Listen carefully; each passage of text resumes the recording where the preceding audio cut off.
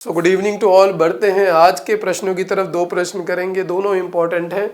तो पहला प्रश्न बहुत न्यूज़ में रहता है, बहुत इंपॉर्टेंट है। डिफेंस के उस नज़रिए से देखा जाए तो भारत ने निम्नलिखित कथनों पर विचार करें। भारत ने उन्नत अग्नि प्राइम मिसाइल का सफलतापूर्वक परीक्षण किया है। अग्नि प्राइम जो न्यूज़ में रही है, जो विशेष रूप से चीनी खतरे को लक्षित करती है। तो अग्नि प्राइम की बात हो रही है और साथ में बात हो रही है कि इसको इसलिए डिज़ाइन किया गया है क्योंकि जो चाइनीज थ्रेट है उसको काउंटर करने के लिए। पहली स्टेटमेंट है। दूसरी, अग्नि prime is a nuclear weapon capable missile, यानी कि अग्नि प्राइम जो है वो न्यूक्लियर वेपन को लेकर जा सकती है। तीसरी जो स्टेटमेंट है, अग्नि 5 इज अ 3 स्टेज। अग्नि जो 5 है, 3 चरणों वाली ठोस ईंधन अंतर महाद्वीपीय बैलिस्टिक मिसाइल है। एक स्टेटमेंट है, सही है गलत है इसको देखते हैं। चौथी है strategic force command, SFC. Strategic force command के पास परमाणु हमला शुरू करने की जिम्मेदारी होती है। तो एसएफसी है जो उसके पास परमाणु हमला शुरू करने की जिम्मेदारी होती है। इसको देखेंगे क्या ये सही है क्या गलत है। तो स्ट्रेटजिक फोर्स कमांड के बारे में भी देखेंगे। Choose the correct from the following. तो 4 ऑप्शन है, उसमें से देखना है क्या करेक्ट है। तो सबसे पहले देखते हैं अग्नि मिसाइल के बारे में, ब्रीफली देखेंगे। तो 1983 में जो प्रोग्राम शुरू होता है integrated development of guided missile का, उसके अंतर्गत बहुत सारी मिसाइल्स बनाई गई, पृथ्वी बनाई गई, अग्नि बनाई गई। तो अग्नि सीरीज की हम बात करेंगे। तो अग्नि सीरीज में अगर देखें तो अग्नि 1, 2, 3, 4 और अग्नि 5 भी बन चुकी है और अग्नि प्राइम भी बन चुकी है। अब सिर्फ फर्क देखना है। तो जो पहली, दूसरी, तीसरी, चौथी, उनकी तो रेंज काफ़ी कम है। पहली की 7 है, दूसरे की 2500 तक है, तीसरे की 3000 किलोमीटर है, चौथी की 4000 किलोमीटर तक है। और ये चारों की चारों 2 स्टेज वाली है, यानी कि 2 स्टेज मिसाइल है। तो जो अग्नि 5 है वो पहली है जिसमें कि तीसरी स्टेज भी यूज हुई है। सब में सॉलिड फ्यूल यूज होता है। तो एक हमारी बात क्लियर हो गई कि 3 स्टेज वाली जो मिसाइल है वो अग्नि 5 है। टेक्निकली जब 5500 किलोमीटर कोई मिसाइल जा सकती है, यानी कि सरफेस टू सरफेस की बात कर रहे हैं, जो अग्नि मिसाइल है वो सतह से सतह पे मार करती है। अगर 5500 किलोमीटर तक उनकी रेंज है तो उसको इंटरकॉन्टिनेंटल बैलिस्टिक मिसाइल माना जाता है। भारत की जो मिसाइल है उसकी 5000 से 5500 के बीच में है। तो टेक्निकली ये उस दायरे के अंदर आ जाती है। कुछ सूत्रों का ऐसा भी कहना है, क्योंकि ये डिफेंस के मामले हैं, भारत सरकार भी क्लियर पब्लिक में लाती नहीं है कि बात क्या है। तो कुछ का मानना है कि 8000 किलोमीटर तक भी जा सकती है। क्या सच्चाई है हम कह नहीं सकते, लेकिन ये इतना निश्चित है कि ये इंटरकॉन्टिनेंटल बैलिस्टिक मिसाइल है। उसी के साथ लास्ट ईयर ही मिशन दिव्यास्त्र के अंतर्गत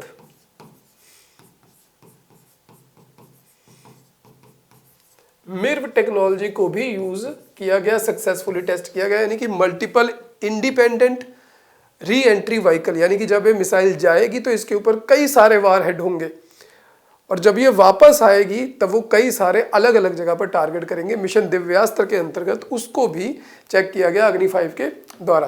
तो अग्नि 5 3 स्टेज की इंटरकॉन्टिनेंटल बैलिस्टिक मिसाइल है और सभी अग्नि मिसाइल्स इंक्लूडिंग अग्नि प्राइम न्यूक्लियर कैपेबल मिसाइल है, यानी कि परमाणु हमला करने में सक्षम है। ऑल अग्नि, ठीक है। उसके बाद बात करते हैं कि जो अग्नि 5 है और अग्नि प्राइम है, दोनों कनिस्तर बेस्ड लॉन्च हो सकती है। कनिस्तर एक ऐसी चीज है जिसके अंदर वो दिखती नहीं है मिसाइल, ये कनिस्तर है, इसके द्वारा इसके अंदर इसको रखा जाता है और उसको लॉन्च किया जा सकता है। तो अग्नि प्राइम और अग्नि 5 दोनों कनिस्तर बेस्ड लॉन्च है। अब बात करते हैं अग्नि प्राइम की। जो अग्नि प्राइम है, जिसको अग्नि पी कहा जाता है, उसकी रेंज है 1000 से 2000 किलोमीटर के बीच में। तो यानी कि अग्नि प्राइम जो है उसकी रेंज कम है, लेकिन अग्नि प्राइम को बनाया गया, अगर पी से प्राइम भी याद रख सकते हैं, पी से एक और चीज को याद रख सकते हैं, पाकिस्तान। तो जो अग्नि 5 है वो तो बना ली गई है चाइना को टारगेट करते हुए, क्योंकि 5000 किलोमीटर की रेंज में चाइना आ जाता है। पाकिस्तान के लिए पहले पृथ्वी अग्नि 1 अग्नि 2 थी, लेकिन वो दोनों की जो टेक्नोलॉजी थी वो पुरानी हो गई, इसलिए पाकिस्तान को ध्यान में रखते हुए जो टेक्निकली इंप्रूवमेंट किया गया उस मिसाइल को अब अग्नि प्राइम कहा जाता है। तो उसकी 1000 से 2000 किलोमीटर की रेंज है और ये भी 2 स्टेज ही है।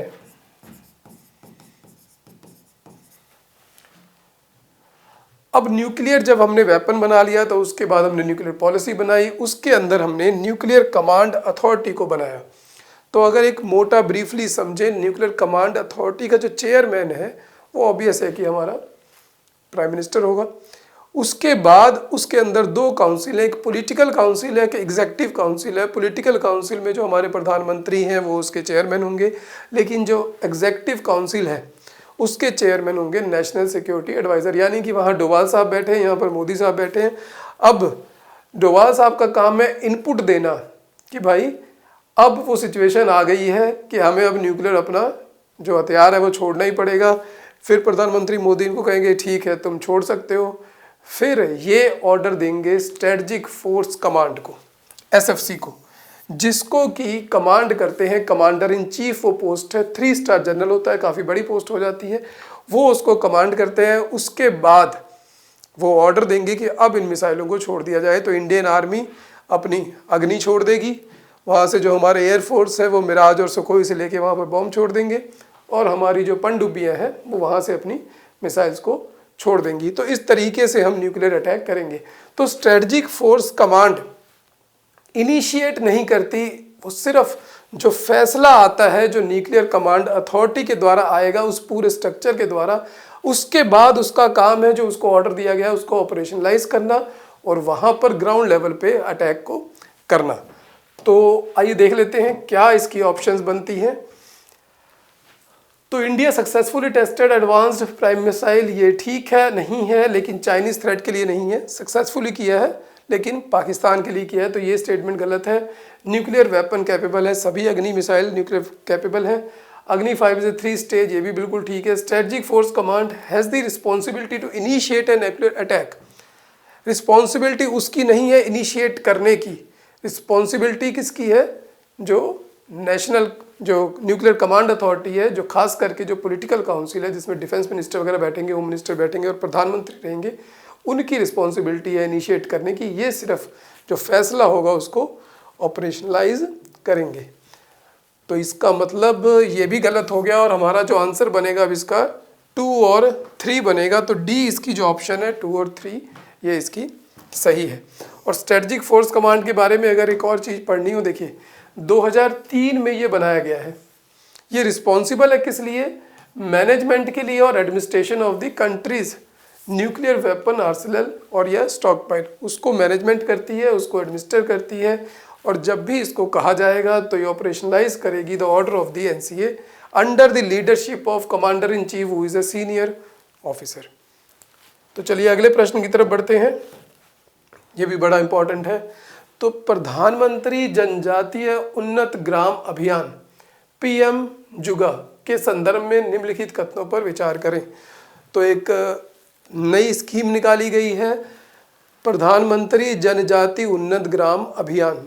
तो जनजाति यानी कि ट्राइबल्स के बारे में है। तो पहली स्टेटमेंट पढ़ लेते हैं, क्या है, aim of the scheme is to improve the socio economic condition of the tribals area which are affected by the naxalism.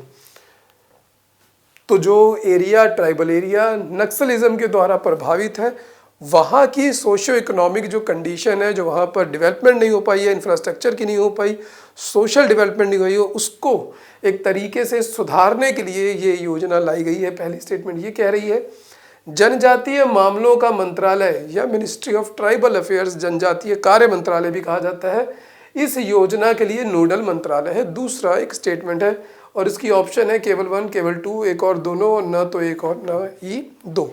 तो चलिए देखते हैं इसमें क्या है, इस स्कीम का मतलब और क्या है।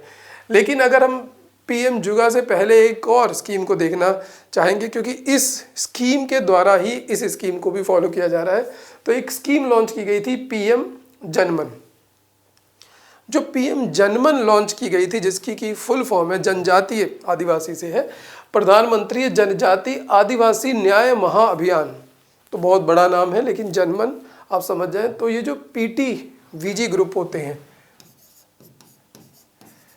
जिनको पहले प्रिमिटिव ट्राइबल ग्रुप कहा जाता था, यानी कि ट्राइबल से भी ट्राइबल है, और अब इसको कहा जाता है पर्टिकुलरली ट्राइबल वल्नरेबल ग्रुप, यानी कि जो बहुत ज़्यादा अब बहुत पिछड़े हुए हैं। तो ये जो शेड्यूल ट्राइब्स हैं उनके अंदर भी एक क्लास है जो ज़्यादा पिछड़े हुए, तो उसके लिए ये लॉन्च किया गया था, जिसके अंदर ये सारी फैसिलिटीज़ थी, उनका सोशो इकोनॉमिक कंडीशन और अप्राइज करने के लिए वहाँ उनकी तरक्की के लिए, जैसे उनको पक्का घर दे दिया जाए, नल से जल दे दिया जाए, गांव-गांव तक सड़क पहुंचा दी जाए, हर घर बिजली हो, शिक्षा हो, कौशल विकास हो, तमाम वो चीज़ें सारी जो दी जानी चाहिए, जो हर अर्बन एरिया में मौजूद है वहाँ पर भी दी जाए। मेडिकल उनको सुविधा दी जाए, सबको पोषण मिले, वहाँ पर उन्नत आजीविका मिले, दूर दराज के गाँव तक मोबाइल नेटवर्क, तो तमाम इस तरह की चीज़ें इस स्कीम के अंदर थी। इसी स्कीम को ध्यान में रखते हुए, उसी पर फोकस करते हुए कैबिनेट ने बजट में 2024-25 के अप्रूव किया था और उसको लॉन्च किया गया है। तो इसके अंदर देखिए इतना सारा पैसा दिया गया है। इसका जो मेन फोकस है वो देखिए किस पर है, अधिक आदिवासी बहुल गांवों और आकांक्षी जिलों के आदिवासी गायों को संतृप्त करना है। तो आदिवासी बहुल जो गांव है उनको टारगेट किया गया है, ना कि जो नक्सलाइट इफेक्टेड एरिया है उनको टारगेट किया गया है। तो ओवरऑल कहें तो पीएम जनमन और पीएम जुगा ये दोनों मिला के ओवरऑल होलिस्टिक डेवलपमेंट चाहती है ट्राइबल्स की और उनके उस पूरे एरिया की। और इसके अंदर देखिए काफ़ी कुछ पैसा दिया गया है, 63,000 गाँवों को लाभ मिलेगा और इसके अंदर 30 राज्य केंद्र शासित प्रदेशों के सभी आदिवासी बहुल गांव में फैले इतने जिले 2740 ब्लॉक को कवर करेगा। जो इस वक्त पॉपुलेशन है 8.6 के आसपास है ट्राइबल्स की, और लगभग जनसंख्या 10.45 करोड़ बनती है। जो पीएम जनमन की बात की वो इसलिए की क्योंकि यहाँ पर देखिए साफ लिखा हुआ है कि जो पीएम जनमन थी उससे जो सीख ली गई है, सफलता के आधार पर आदिवासी क्षेत्रों और समुदायों के लिए ये स्कीम लगाई गई। तो लगभग वही जो सारी चीज़ें वहाँ पर थी यहाँ पर भी उसको फॉलो किया जाएगा। तो मिनिस्ट्री ऑफ ट्राइबल अफेयर जो है वो नोडल मिनिस्ट्री के तौर पर काम करती है ट्राइबल के बेनिफिट के लिए। तो एज सच इस प्रोग्राम में कौन नोडल एजेंसी लगेगा ये कहीं पर क्लियरली नहीं है, लेकिन जिस तरीके से जो ट्राइबल अफेयर की मिनिस्ट्री है कोऑर्डिनेट करती है ट्राइबल के अफेयर के लिए, और जो फंड आएगा इसमें जो कि इसके अंदर आएगा development action plan for schedule tribe डेप्स के अंदर, ये सारा जो मैनेजमेंट का काम है वो ट्राइबल अफेयर मिनिस्ट्री का है। तो एक तरीके से ट्राइबल अफेयर मिनिस्ट्री ही इसकी नोडल एजेंसी रहेगी। यहाँ पर इस जो पर्टिकुलर स्कीम है इसमें 17 मंत्रालय काम करेंगे। उनके नाम याद करने की ज़रूरत नहीं है, उस पर सवाल नहीं आएगा, सवाल इन्हीं चीज़ों पर आएगा जो अभी हमने डिस्कस किया है। उसके अलावा देख लेते हैं कि जो मेन काम है क्या है।